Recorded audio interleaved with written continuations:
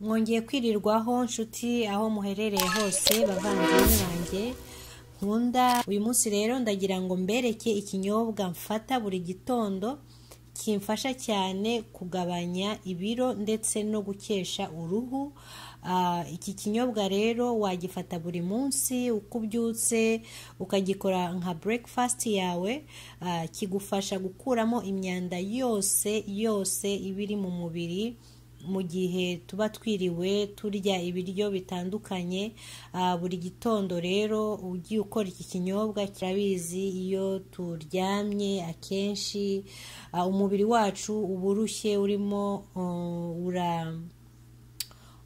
uratunganya ibiryo twiriwe turya, ibintu birimo isukari nyinshi, ibintu bitandukanye mbese dushyira mu mubiri wacu.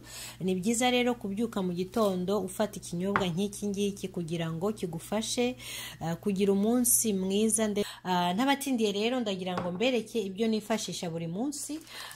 Ugiye mu soko rero wabona iyi Cœur de Romaine.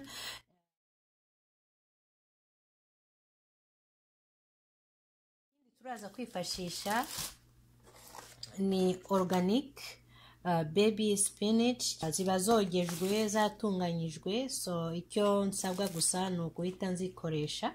Kwifashisha ni apple imwe, ndumva ndakoresha igice kimwe. Nkoreshe lemon imwe nayo, nkoreshe igice cy'umuneke kuko ni njye nyine ndanywa iyi juice yanjye, so nkeneye umuneke igice cyawo.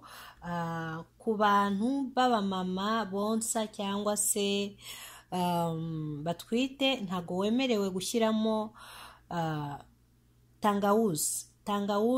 Ku bantu bandi basanzwe, abagabo cyangwa se abakobwa bifuza kugabanya ibiro, yego wakoresha tangawuzi, ariko niba utwite cyangwa se wonsa ntago wemerewe gushyiramo iyi ngiyi. Ibindi byose nerekanye wabishyiramo. Ikindi turifashisha ni amazi. Wakoresha amazi ayo ari yo yose ufite.